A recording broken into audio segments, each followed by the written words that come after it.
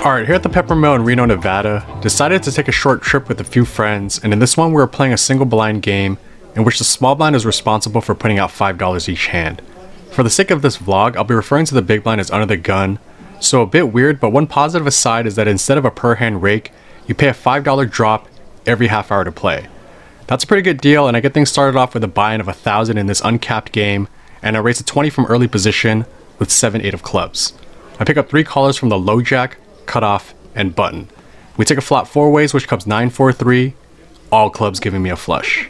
Being first to act, I keep the betting lead and put out 30, and it looks like my opponents don't have much as they all fold, and shortly after I pick up another suited hand in the form of ace-6 of spades and raise a 20 from the cutoff. Button and small blind call, and we go 3 ways to 10-5 deuce with 2 diamonds and a spade. Small blind checks, and with decent backdoor possibilities, I c-bet 20. Both players call, and force comes a 5 of diamonds pairing the board and completing front door diamonds. Small blind checks, and like Ben Simmons when he was with the Sixers, I question my offensive abilities and just give up. Button fires 75, and that's good enough to get the job done as both small blind and I fold, and I start this next hand with about 1,000 effective with pocket 7s. Under the gun limps, under the gun 1 raises to 20, middle position calls, and I put in the squeeze to 80 from the low jack. Only the initial raiser and under the gun 1 calls, and we go heads up to king 3-3 with 2 clubs and a diamond. Under the gun 1 check calls my range c-bet of 60, and force comes another king. Under the gun 1 checks, and on this board texture I think I'm forced to check a lot of hands, but I can theoretically stay protected as some kings will check back for deception, since it's hard to get 3 streets. I knuckle back, and the river comes the 4 of spades. This time my opponent leads for a bet of 125. While it's possible that my opponent is betting ace high, my gut is that he's got me beat. That said, I don't know how he plays, and given that I may be mixing it up with him for hours, I'm pretty curious as to whether he's got ace high, or he's going for thin value with a better pocket pair, or if he just has it. I put in the call to find out, and he does have an ace, but with the king to go with it for the goods. I find a losing call, but I'll sometimes get extra speculative if I feel that the information may help me in future hands. Anyhow, I get a second chance with pocket 7s in this next one, as I raise a 20 from under the gun 1, after under the gun limps. Hijack calls, and small blind re-raises to 105. Under the gun folds, and although I'm not that deep, I'm hoping to get a good flop for a double up, so I call, and the hijack comes along as well. We go 3 ways to a flop of jack 6-3 rainbow, so unfortunately poker is not like a slot machine as I'm unable to find 3 7s, and after small blind puts out a large continuation bet of 300, I fold, and hijack tanks a bit before open folding black 10s. Small blind happily takes this one down, and shows red aces in the process. Looking to replicate his success, I get one of those red aces as I get dealt ace queen offsuit in early position and raise a 20. Only the button calls, and we go heads up to king 5-3, all red. With the nut no pair I bet 20, and the button calls. Force comes a deuce of hearts giving me both straight and flush draws. While I have a triple barrel candidate, I opt to check this one, and button puts out a bet of 75. I can just call to try and realize, but I take the aggressive route instead, and raise a 225 to represent ace-king plus. If my opponent jams, that would be the worst case scenario, but after he begins to tank, I get the sense that an all-in is unlikely, and he ultimately lets it go. Nice to pick up a win after losing 3 in a row, and I look to continue that trend when I pick up ace-deuce of diamonds in the middle position. I add on a few hundred before the start of the hand, as there are some deep stacks. The button straddle is on, small blind folds, under gun 1 calls, and I raise to 45. Low jack, who had been playing fairly snug, re-raises to 125. Only I call, and we go heads up to king 10-7 with 2 diamonds and a spade, giving me the nut flush draw. I check, and low jack checks back. The dealer puts out 4th street, which is a welcome sight as it's 6 of diamonds giving me the nuts. I check hoping that my opponent will stab, but he checks back. River comes aboard pairing 6, and while I no longer have the nuts, I do have the effective nuts unless low jack was taking a super trap line with pocket kings, or pocket 10s. I likely missed a value bet on the turn, but in an effort to extract value on this river from queens, jacks, and a sticky ace queen, I bet 150. Low jack doesn't think too long and calls with pocket queens. Fortunate to find some run good in this spot, and I'm an ace magnet at the moment as I get dealt ace queen offsuit in this next one, and raise a 20 from under the gun. Button and small blind call, and we take a flop 3 ways, which comes ace 10-10 rainbow. Small blind checks, I c-bet 20, and both button and small blind call. The turn comes a queen of spades giving me top 2, and while this increases the absolute value of my hand, the relative value actually goes down as I now lose to king jack. After small blind checks, I check for pot control and to hopefully gain clarity on whether I'm way ahead or way behind. Button checks as well, so that should be an indication that it's the former, unless I'm getting trapped. River rolls off the 8 of hearts, and after small blind checks, I can comfortably go for a value with an ace being the target. I fire 90, button folds, and after a bit of deliberation, small blind puts in the call. I table the winning hand, and after losing 3 in a row, I pick up steam winning 3 in a row, and find a suited 2 gapper in the small blind with 7-10 of clubs. Button straddles, and under the gun raises to 35.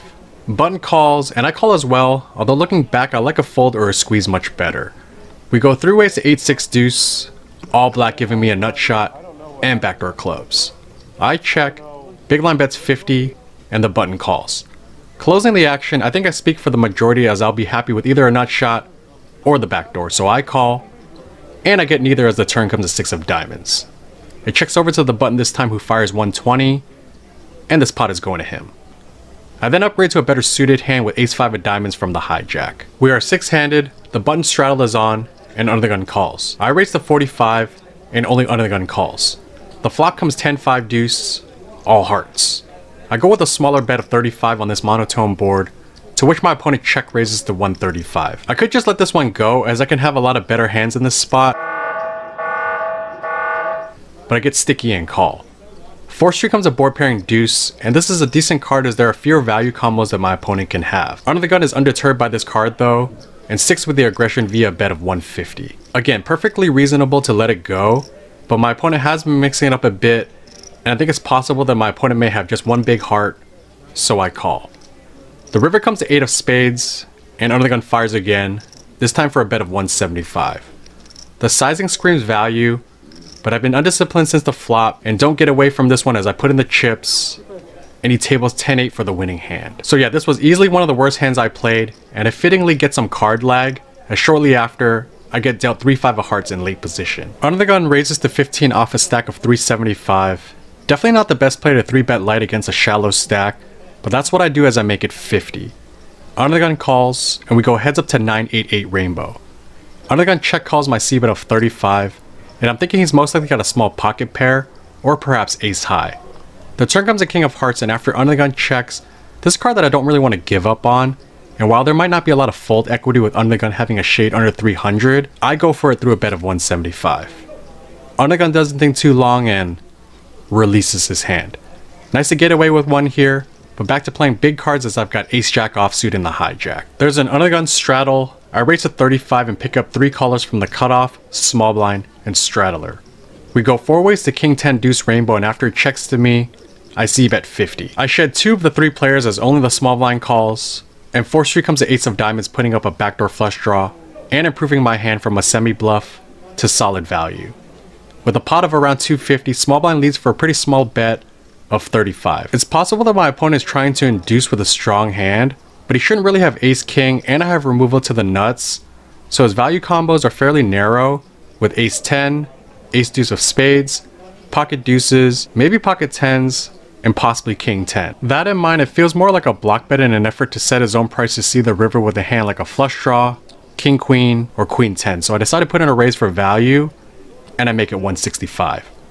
He doesn't think too long and puts in the call, and the river comes to 8 of clubs, which should be a blank. He checks, and now it's a matter of if going for value is too thin. And at the risk of getting outplayed by a bluff raise, I go for a small bet of 100, hoping to get a crying call from a king. He fairly quickly calls, I turn my hand over, and it's no good to see his pocket tens from middle set. Definitely did not expect to see that hand, but I look to shake things off when it's my turn to get a pocket pair, this time in the form of 8s. Early position raises to 20, and a 3-bet to 60 from the low jack. It looks like my credibility is in question as hijack, small blind, and early position call, and we go 4 ways to 5-3 deuce with 2 spades and a heart. The board is a bit dicey, but with an overpair that needs protection, I bet 120. Only the hijack calls, and the turn comes a 6 of spades, which unfortunately completes more draws than Rafael Nadal has this season. The difference is that he did so through wins, which is unlikely to occur for me in this situation. I check, and after hijack fires a bet of 2 something, I fold. And as the frustration begins to build, I look to suppress those feelings in this next one when I've got ace-5 offsuit in late position. I unfortunately didn't have the camera rolling, but after middle position limps in a short-handed game, I raise to 25. Middle position calls, and we take a flop heads up, which comes 8-8-3 rainbow. Middle position check calls my bet of 25, and the turn comes a 6 of diamonds, putting up both straight and flush draws. Middle position checks again, and assuming my opponent doesn't have an 8, I look to leverage this turn and make my hand look like an overpair to get him off better ace highs and small to medium pocket pairs. I bet 75, and middle position isn't buying it as he puts in the call. River rolls off the 10 of clubs, which completes one of the 2 obvious straight draws. That said, he would have had to float somewhat light to have gotten there, so when he checks, I'm going to continue with the plan of representing an overpair, so I put out an overbet of 300. Middle position picks up some chips, shuffles them, and unfortunately puts them in the pot. I sheepishly turn over the ace high, and he tables 9-10 offsuit for the river 2 pair. Pretty unfortunate, but to be fair, I might have called with the 10 on the river 2, but what makes this spot especially painful isn't that he got there, it's that my opponent explained after the hand that he thought he had an 8 for trips the whole time. So yeah, a bit of a weird situation that works out for the opposition, and that brings us to the last notable hand of the session, when I've got ace-8 of diamonds from under the gun. We are short-handed, middle position as a new player and post $5 to get dealt in, the button straddle is on, and I raise to 35. Middle position folds, the button straddler calls, and the small blind re-raises to 135. Not in the mood to fold a suited ace at this point, so I call, and middle position folds. We go heads up to ace-king 4 rainbow, so a pretty solid flat with top pair and backdoor diamonds. Small blind does not c-bet, which is slightly surprising since this board favors him. Naturally, I think he's got either a monster or doesn't like it with a hand like queens through 10s. I don't think betting my hand serves much purpose since he's auto-folding those pairs, and we just continue with hands that have me crushed, so I check, and the turn comes a 9 of clubs, officially closing the back door. Small blind now puts out a delayed c-bet of 225, and per my assessment on the flop, I'm either way ahead or way behind. If he has queens here, that's actually the best bluff candidate, so given that possibility, I proceed with the call. The river comes a blank deuce of diamonds, and small blind continues the aggression for a bet of 450. At this point, I'm in the game for 3,500. If I call and I'm wrong, that'll put the evening's deficit at just a shade under $3,000. If I call and I'm right, I get to a more respectable amount of minus 1,400 and possibly kickstart a comeback. Folding of course is an option, but that would leave me down around 2,500, which still feels quite insurmountable. I got roughed up for a 4-figure amount in the last vlog, and while that has no bearing on this session specifically, booking 2 large losses back to back would be incredibly discouraging. In the moment though, I'm just thinking about this pot, and after quite a bit of deliberation, I tell myself that he's turning queens into a bluff, and I put in the 450. Small blind tables, ace king of spades, and that's going to be enough burn to pick up and battle another day.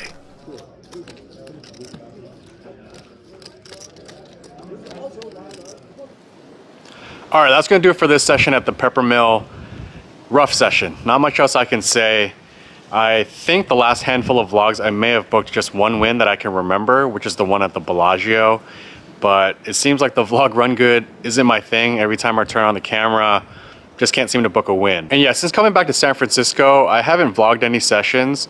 As you'll note, this Reno vlog is from mid-February. And since coming back, I just wanted to focus on having a good time playing and not really think about recording and trying to make content and all that stuff. As much as I enjoy putting together videos, I just figured it just wasn't working with all the losses mounting. And I can't say that I'm less focused when I have the camera on, but at the same time, I'm sure there's some things that I miss when I'm recording as opposed to just playing. So just been wanting to focus on that. And yeah, as far as the results go for this session, in for 3,500, out for 630. So book a big loss of 2,870. Pretty hard to do to lose that much in a single blind game, but I happen to do that, and it's my biggest results of the year in the wrong direction. So I do intend to get back to recording and editing.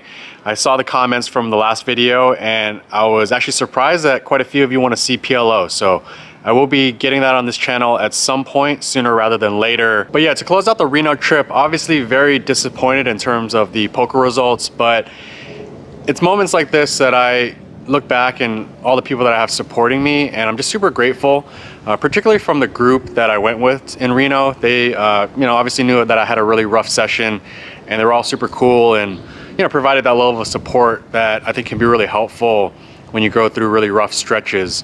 Obviously a big shout out to my girlfriend as well. She's always there to kind of cheer me on and you know, just help me out when I'm not feeling so great. And also this community on YouTube. You guys are just super positive for the most part, and that kind of stuff does help. So really appreciate all of that. And to close out this video, just a couple of announcements. I'll be heading to Grayton Resort and Casino from March 11th through March 13th. That's a Friday through Sunday. I'll be spending the weekend there to play some poker. So if any of you are out there, look forward to mixing it up with some of you. And the following week on Saturday, March 19th, I'll be out at the Hustler Casino in Los Angeles with fellow vloggers Doug McCusker, Fish Poker, Think Blue Poker, and Happy Face Hold'em. We'll be hosting a meetup game on that day from 1 to 7. Look forward to meeting some of you out there. The list is starting to build off Poker Atlas. I'll put a link in the description box below if you're looking to sign up. And that's gonna wrap it up for this one. Really appreciate the continued support. See you in the next video.